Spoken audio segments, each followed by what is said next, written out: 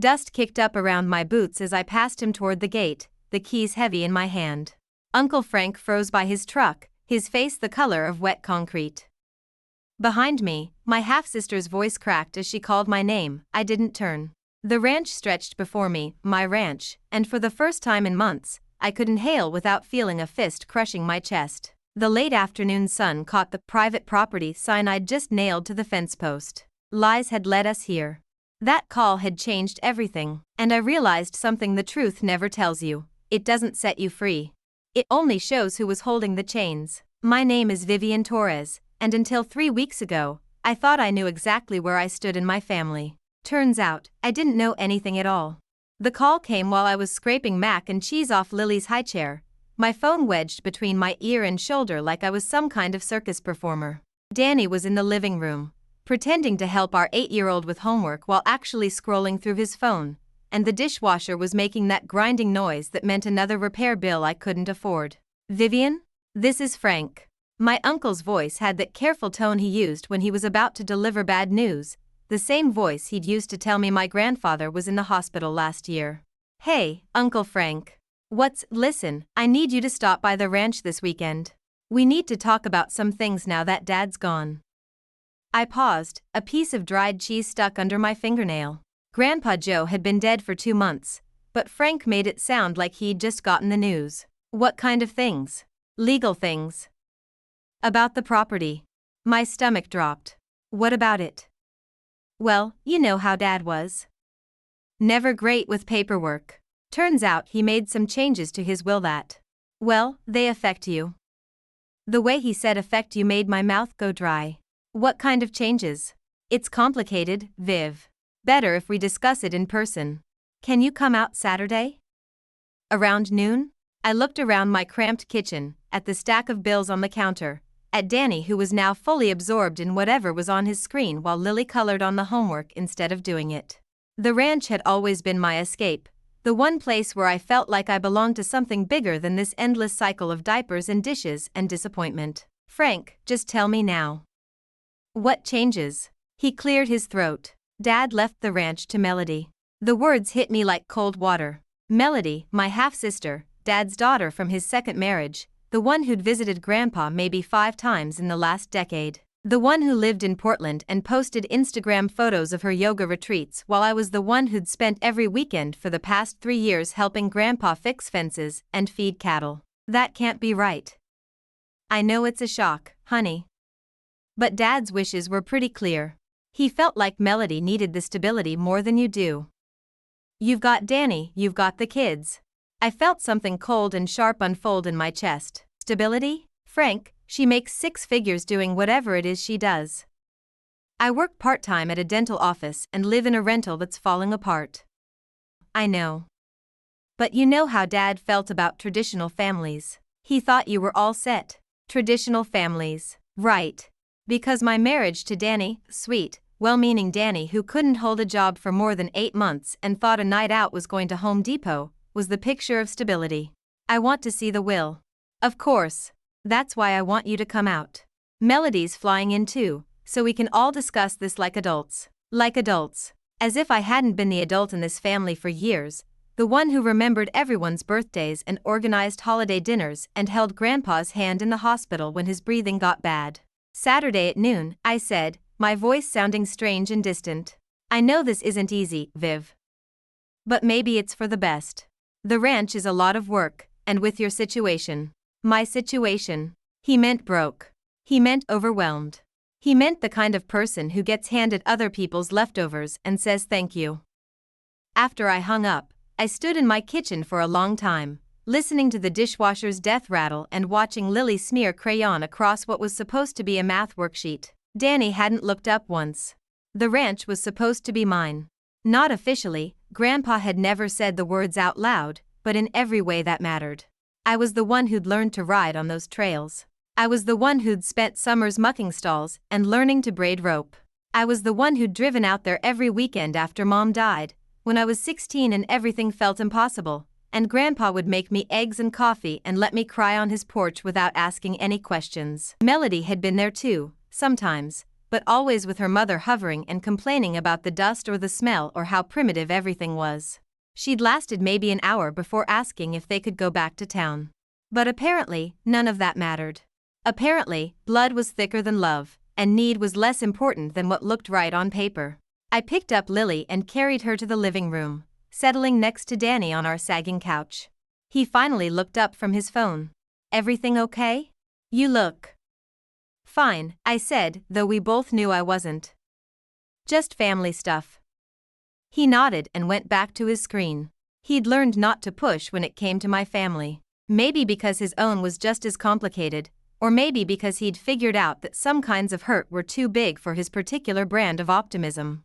But as I sat there, watching my daughter color outside the lines and listening to my husband's thumb scroll endlessly through other people's lives, I felt something I hadn't felt in a long time. Something that scared me more than losing the ranch, more than staying broke forever. I felt angry. Not the quick, hot anger that flares up when someone cuts you off in traffic. This was different. Colder. Like something that had been building for years finally deciding to surface. Because somewhere deep down, in a place I'd been avoiding for months, I knew Frank was lying about something. The way his voice had gotten too careful, too rehearsed. The way he'd rushed to hang up before I could ask too many questions. Grandpa Joe had loved that ranch more than anything except his family.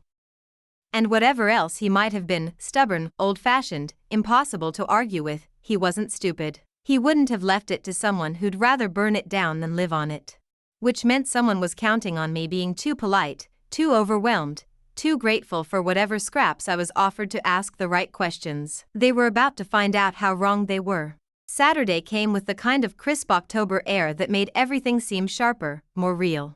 I left Danny with the kids, he was actually relieved, I could tell, and drove the 45 minutes to Grandpa's ranch with my hands gripped tight on the steering wheel and a knot in my stomach that had been growing for 3 days. The gravel road kicked up dust clouds behind my Honda, and for a moment I pretended this was just another weekend visit. That I'd find Grandpa on the porch with his coffee, complaining about the weather or the government or whatever had gotten under his skin that week. But the house looked different now, smaller somehow, like it was already forgetting who it belonged to. Frank's truck was there, and a sleek silver rental car that had to be Melody's. I could see them through the kitchen window, 2 figures moving around like they owned the place. The screen door's familiar squeak announced me before I could knock. Frank looked up from a cardboard box he'd been packing, his face doing that careful rearranging that people do when they're about to lie to you. "Vivian, right on time." Melody stood by the counter, looking like she'd stepped out of a magazine, designer jeans that probably cost more than my car payment, hair in one of those messy buns that takes an hour to perfect. She gave me the kind of smile you'd give a child who'd just tracked mud through your house. "Viv. God, it's been forever." She hugged me, and I caught her perfume, something expensive that made my drugstore body spray feel like a joke. When she pulled back, her eyes did a quick scan of my Target jeans and faded sweater, the kind of assessment women do without thinking. "How are you holding up?" she asked, tilting her head like I was a wounded animal. "I'm fine." I looked around the kitchen, noting how they'd already started going through Grandpa's things. His coffee mug, the one with the faded John Deere logo that he'd used every morning for 20 years, sat in a box marked "Donate." "You work fast." Frank cleared his throat. "We thought we'd get started on organizing. No point letting things sit and collect dust. It's been 2 months, Frank. And some of us might want to keep things that meant something to Grandpa."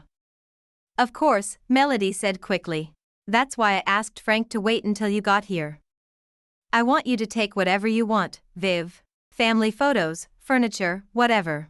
The way she said it, she was doing me a favor by letting me keep scraps from my own grandfather's house, made that cold anger flicker to life again.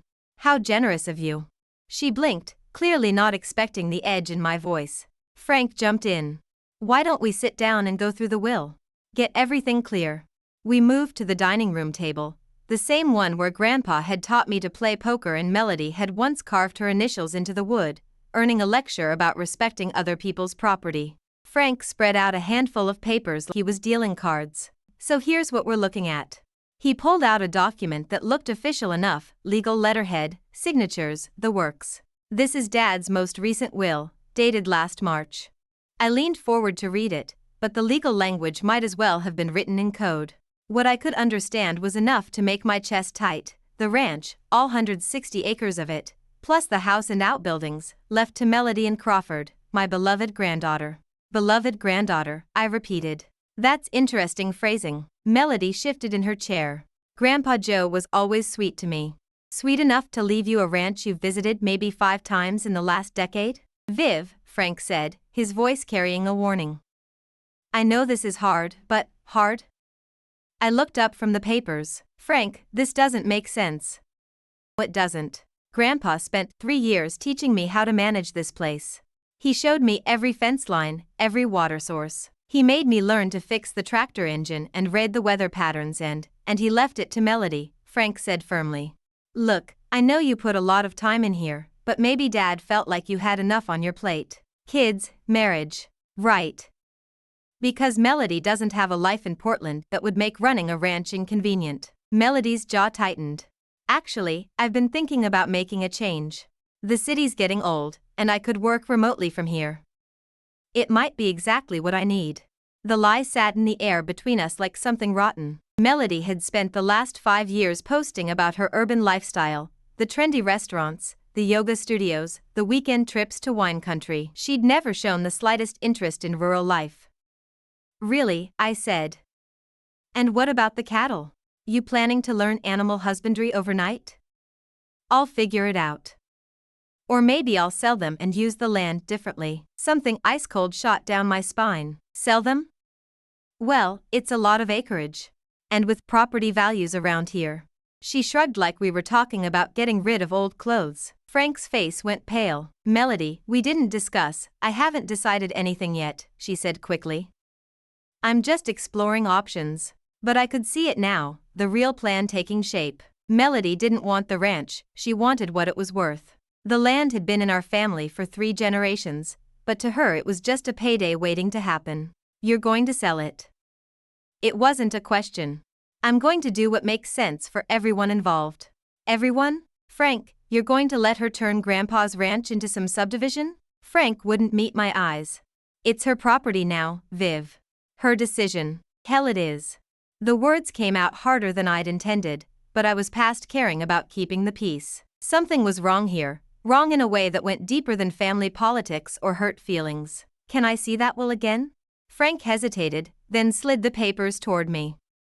I read through them more carefully this time, looking for something I couldn't name.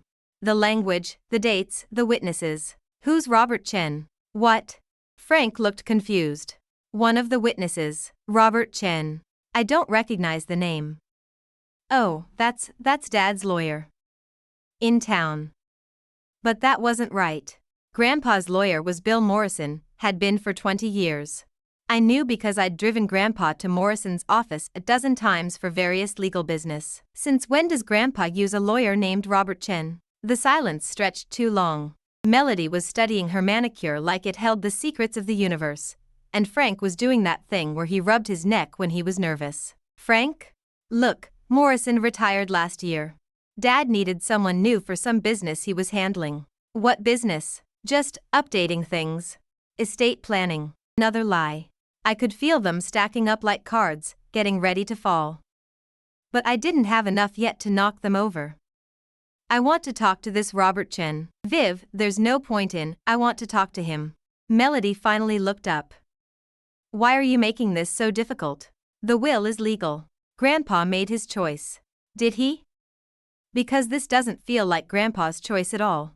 This feels like someone else's choice that got dressed up to look like his. Frank's face went red. That's a serious accusation. Is it an accusation? I thought it was just an observation. I stood up, the chair scraping against the floor. Around me, Grandpa's house felt different, not like home anymore, but like a crime scene I wasn't supposed to examine too closely. I'm going to find out what really happened here. Vivian, Melody said, her voice taking on a patronizing tone that made my teeth ache. I know you're upset, but sometimes we have to accept that life doesn't go the way we expected. Maybe this is an opportunity for you to focus on your own family instead of what? Instead of holding on to something that was never really yours to begin with. The words hit me like a physical blow. Not because they were cruel but because they revealed exactly how little Melody understood about what this place meant. To her, the ranch was property. To me, it was the only place I'd ever felt like I knew who I was supposed to be.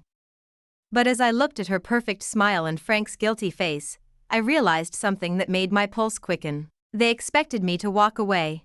They expected me to be the good girl, the one who doesn't make waves, who accepts what she's given and says thank you. They had no idea who they were dealing with.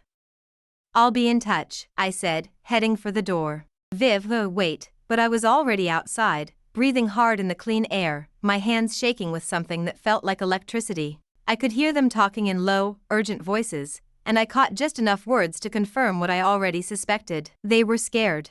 Good. They should be. Because I was done being the family member who got the leftovers and smiled about it. I was done pretending that being grateful was the same thing as being stupid, and I was absolutely done letting them steal the one thing in this world that had ever truly felt like mine. I drove straight home, but instead of going inside, I sat in my driveway for 20 minutes, gripping the steering wheel and trying to piece together what I'd just witnessed. Through the living room window, I could see Danny on the couch with both kids, probably letting them watch too much TV and eat cereal for lunch. Normal Saturday stuff. The kind of life Melody thought I should be grateful for. But my mind kept circling back to Robert Chin and the way Frank's neck had gone blotchy when I'd asked about him. In my purse, I had the business card Frank had reluctantly given me. Chen's office was downtown, in one of those converted Victorian houses that lawyers seem to love.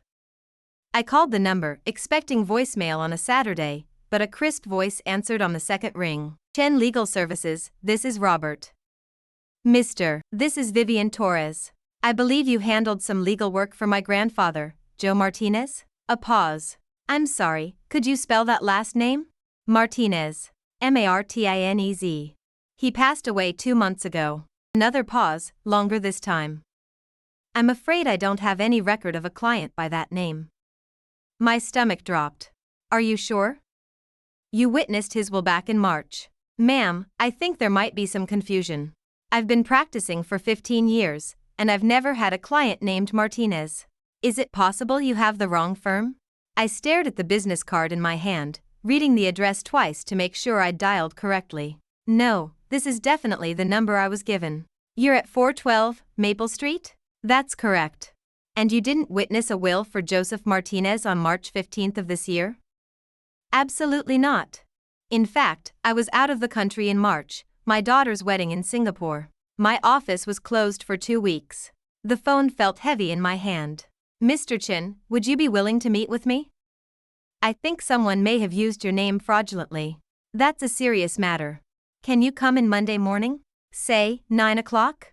After I hung up, I sat in my car feeling like the ground had shifted beneath me. Frank had lied about the lawyer, which meant he was lying about other things too. I finally went inside, kissed the kids, and told Danny I had some errands to run. He barely looked up from his phone, college football highlights, the kind of thing that could occupy him for hours. The Martinez County Courthouse was a squat brick building that smelled like floor wax and old paper. The records office was tucked away in the basement, staffed by a woman with silver hair who looked like she'd been there since the building opened. "I need to look up a will," I told her. "Joseph Martinez died August 20th. She pecked at her computer with 2 fingers. "Date of birth? March 3, 1938. More pecking. "I'm showing the will was filed September 5th.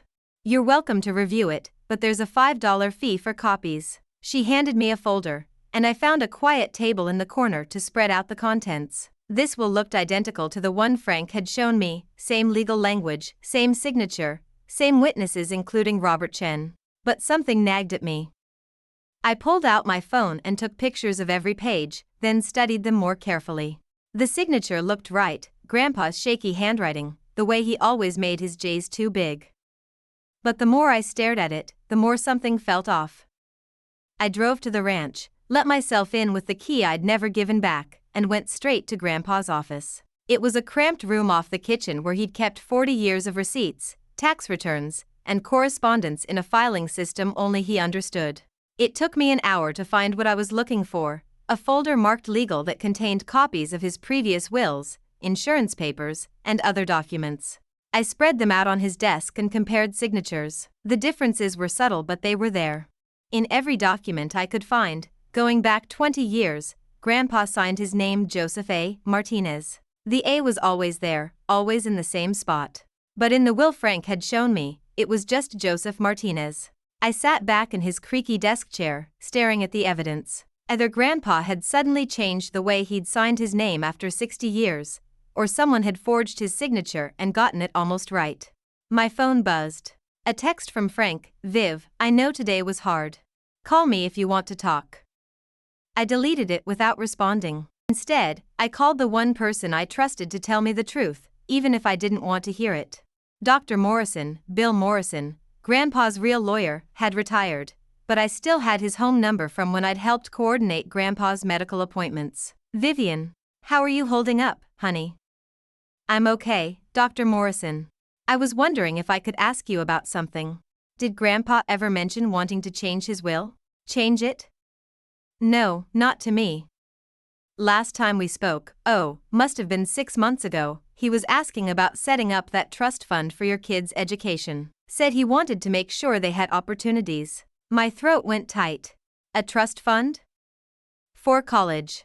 He was very specific about it, said you were the only one in the family who understood the value of education, and he wanted to make sure your children had the same chance as you did. I closed my eyes. Grandpa had been planning to help with college costs, something Danny and I had lost sleep over more nights than I could count. Dr. Morrison, what was in Grandpa's will? The last version you handled? Well, I probably shouldn't discuss specifics, but since you were the primary beneficiary. He paused. He left the ranch to you, Vivian. The house, the land, everything. There was a small cash bequest for Melody, I think it was $10,000, but the ranch was always going to be yours. The room started to spin. When did you last update it? 2 years ago, when your grandmother passed. He wanted to make sure everything was clear. He said you were the only one who really loved that place. After I hung up, I sat in Grandpa's chair for a long time, listening to the house settle around me. Outside, the sun was getting low, painting the kitchen walls golden. This was the time of day when Grandpa would start his evening chores, checking on the cattle and securing the barn. I pulled out my phone and called the number Frank had given me for Melody's hotel. Melody? It's Vivian. We need to talk. Viv. I'm so glad you called. I was worried about how we left things, cut the act. I know about the forged will. Silence. Melody? I don't know what you're talking about. Robert Chen was out of the country in March. He never witnessed any will for Grandpa. And the signature doesn't match any other document Grandpa ever signed. More silence. Then, you're making a mistake, Viv. The only mistake I made was trusting family to act like family. You don't understand. Frank said what? I could hear her breathing, fast and shallow. Nothing. Look, maybe we should all sit down tomorrow and no. We're done sitting down and talking like civilized people. Here's what's going to happen. You're going to tell me who forged that will and why, or I'm going to the police first thing Monday morning. Vivian, you don't want to do that. The threat was soft but unmistakable. Why? Because it might complicate your plans to sell Grandpa's ranch? Because it might complicate things for all of us, including Danny. My blood went cold. What does Danny have to do with this? Nothing, I hope. But Frank knows people who might be interested in Danny's little gambling problem. The phone almost slipped from my hand. Danny's gambling wasn't little, and it wasn't something we'd told anyone in my family about. The fact that Frank knew meant they'd been watching us, investigating us. You son of a bitch. I'm trying to protect you here. Take the money Frank's offering for your grandfather's things and walk away. Focus on your real family. The line went dead. I sat there, shaking with rage and something worse as fear. They'd done their homework. They knew about Danny's debts, probably knew about our financial problems, maybe knew other things I wasn't even thinking of. But they'd made one mistake. They'd assumed I was the same person who used to swallow her anger and accept whatever scraps the family threw her way. They thought I'd fold the moment they threatened the only thing I cared about more than the ranch. They were wrong. Because losing the ranch would hurt, but losing myself, becoming the kind of person who let criminals steal from her dead grandfather, would destroy me. And Danny's gambling problem? That was something we were going to deal with anyway, one way or another. But first, I was going to get back what belonged to me, even if it meant burning down everything else in the process. I drove home in a fury that felt like lightning in my veins, but by the time I pulled into my driveway, the anger had crystallized into something colder and more useful. The house was dark except for the flicker of the TV through the living room window. Danny was still on the couch, but the kids were gone, probably in bed, which meant I'd been gone longer than I'd realized. He looked up when I came in, and something in my face made him mute the television. "Everything okay?" I sat down across from him, studying the face I'd been looking at for 12 years. The same Danny who'd courted me with cheap flowers and big dreams, who'd held my hand through 2 miscarriages before Lily came along, who made terrible jokes when I was crying and always remembered to put gas in my car. The same Danny who'd been lying to me about money for God knew how long. "How much do you owe?" His face went white. "Viv, what? Don't. We're past the point where you get to pretend I'm stupid. How much?" He rubbed his face with both hands, and for a moment he looked like the kid he'd been when I met him, lost and sorry and hoping someone else would fix his problems. 18,000. The number hit me like a physical blow. $18,000? It wasn't supposed to get that big. I had a system. I laughed, and it sounded harsh even to me. "Danny, we don't have $18,000. We don't have $1,800. I know. I've been working on it." "Working on what? Another system?" He looked down at his hands. "There's this guy Tony knows, he's been fronting me money to bet bigger amounts. If I can just hit one good weekend, stop." I held up my hand. "Just stop talking before you say something that makes me leave you tonight." We sat in silence, the weight of 12 years settling between us like dust. Outside, a dog was barking somewhere, and I could hear the Hendersons' TV through the thin walls of our rental. "Who told Frank?" Danny's head snapped up. "What?" "Someone told my Uncle Frank about your gambling." "Who was it?" I don't know. I haven't told anyone except," his face went gray. "Oh shit. Danny. I might have mentioned it to Frank last month, when he called asking about you. I was stressed, and he was being so friendly, and I thought maybe he could help." I stared at him, feeling pieces click into place. "Frank called you? About me?" "He said he was worried about you after your grandfather died.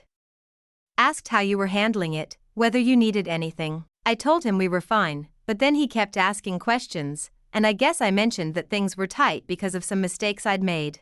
"What kind of questions?" "About your relationship with your grandfather. Whether you'd been expecting to inherit anything. Whether you were angry about the will." The room felt like it was tilting. "Danny, when exactly did Frank call you?" "I don't know. Maybe 3 weeks ago?" 3 weeks ago. Before Frank had called to tell me about the will. Before the family meeting. He'd been fishing, trying to figure out how much I knew and how likely I was to fight back. "Danny, I need you to think very carefully. Did you tell Frank anything else? About our finances, about me, about anything?" "I don't think so."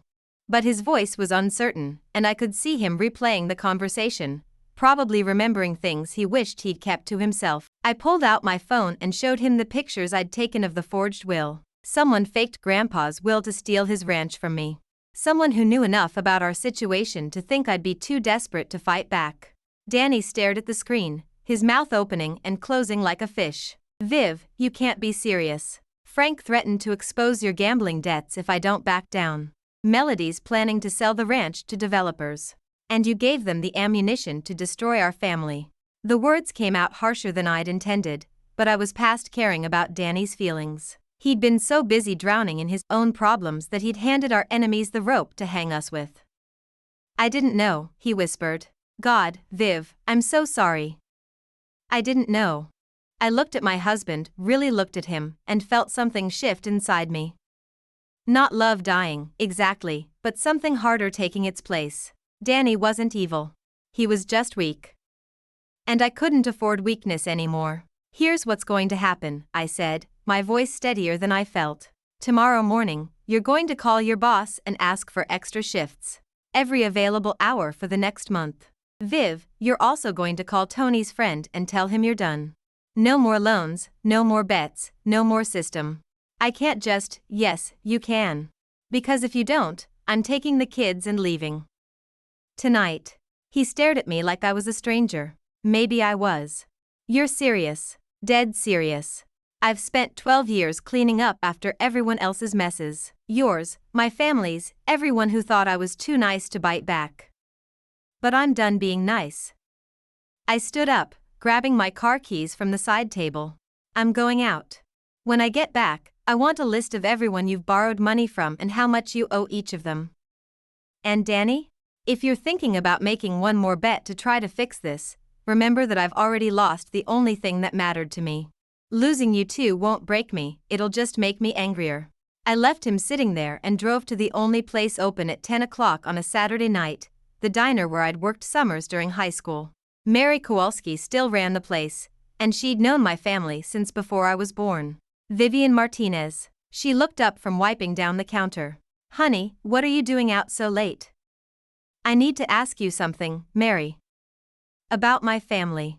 She poured me coffee without asking and settled onto the stool beside me. What kind of something?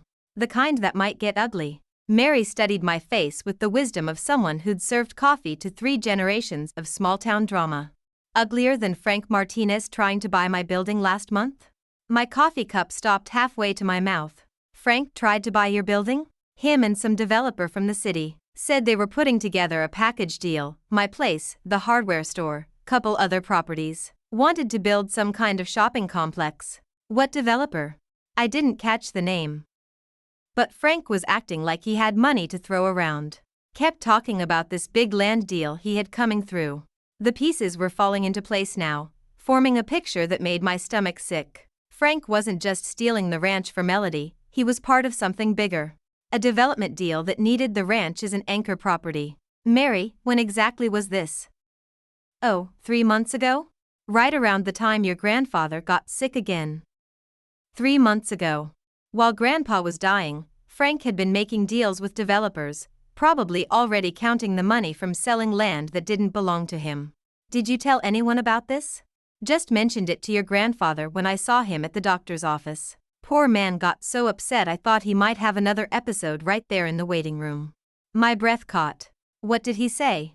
Said Frank had always been jealous of that ranch ever since they were boys. Said he'd die before he let anyone turn it into strip malls. Mary's eyes sharpened. What's going on, honey?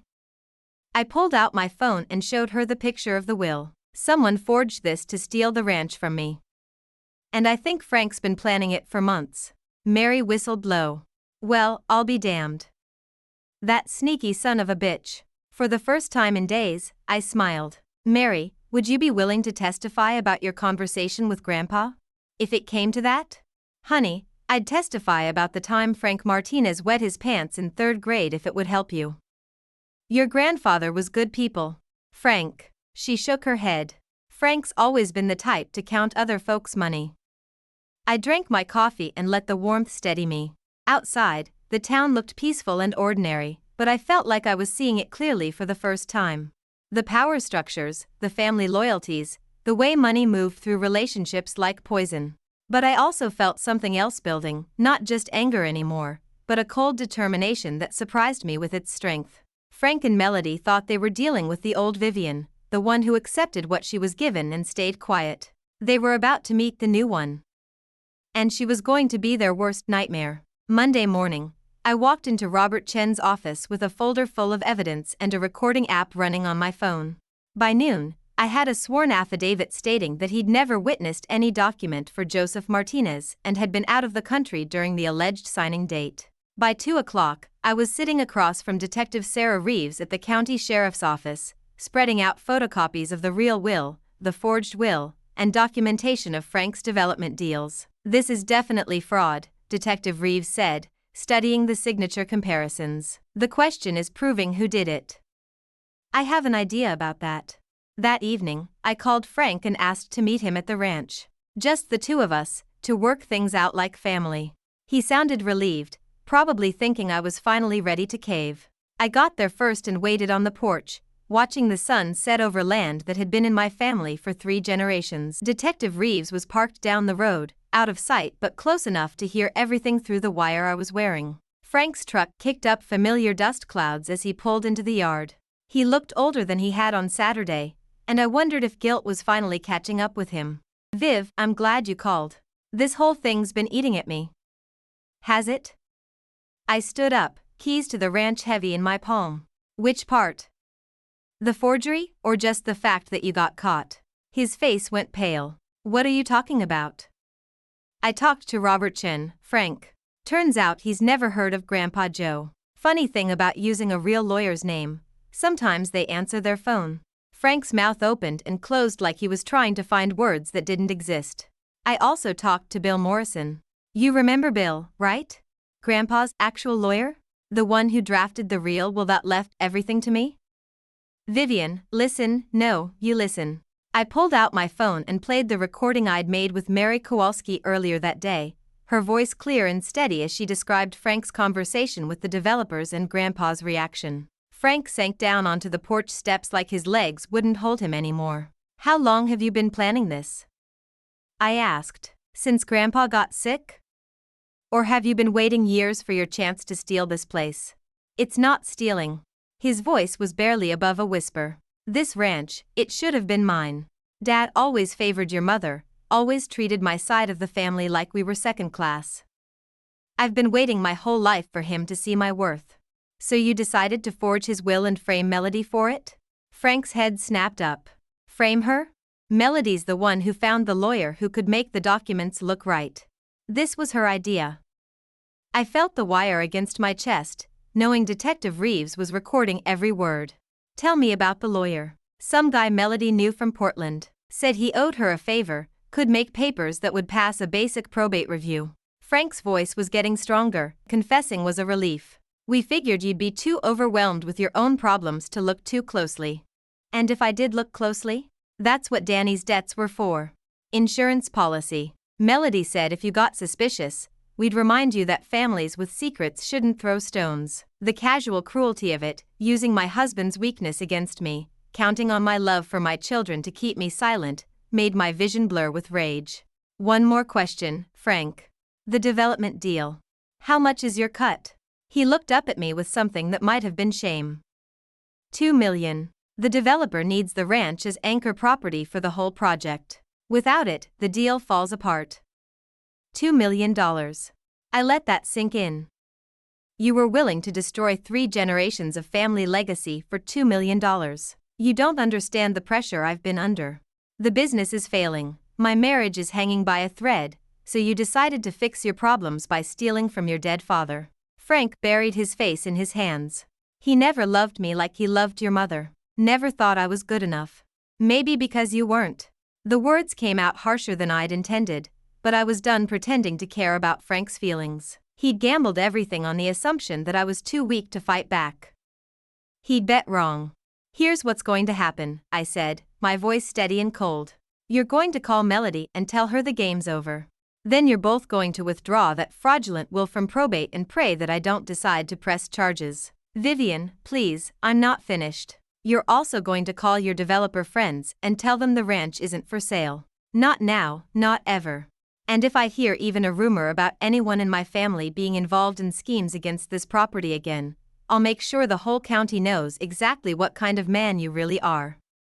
I stood up, brushing dust off my jeans. Oh, and Frank? If you ever threaten my husband or my children again, you'll discover that I'm a lot less forgiving than Grandpa ever was. Detective Reeves appeared from around the side of the house, and Frank's face went gray when he saw her uniform. Mr. Martinez, she said pleasantly. I think we need to have a conversation down at the station. 2 weeks later, I was standing in the same spot on the porch, but everything felt different. The criminal charges against Frank and Melody were moving forward.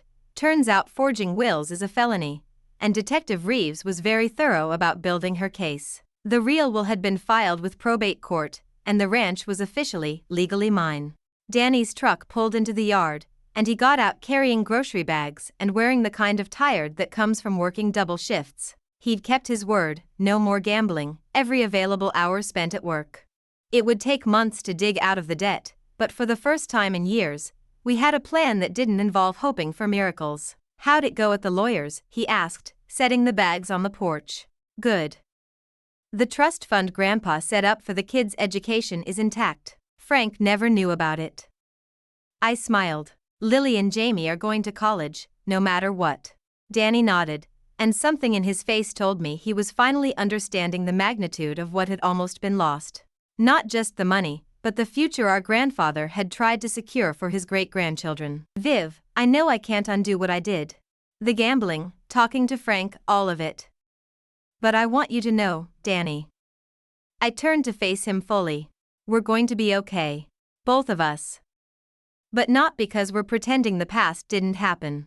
He met my eyes, and I saw something there I hadn't seen in years of respect. Maybe even a little fear. The old Vivian had been easy to take for granted.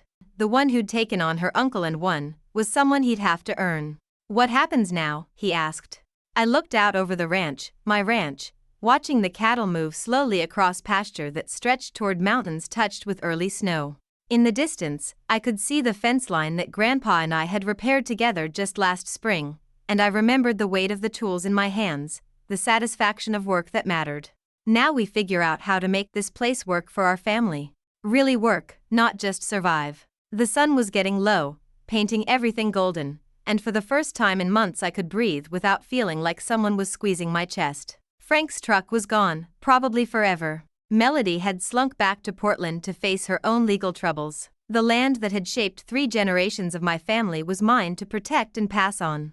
I thought about the woman I'd been just 3 weeks ago, grateful for scraps, afraid to make waves, always apologizing for taking up space. She felt like a stranger now, someone I'd outgrown like old clothes. This woman, the one standing on her own porch with keys heavy in her palm, was someone I was just beginning to know. Someone who'd learned that sometimes the truth doesn't set you free, it just shows you who was holding the chains. And sometimes, if you're lucky, it shows you that you're strong enough to break them yourself.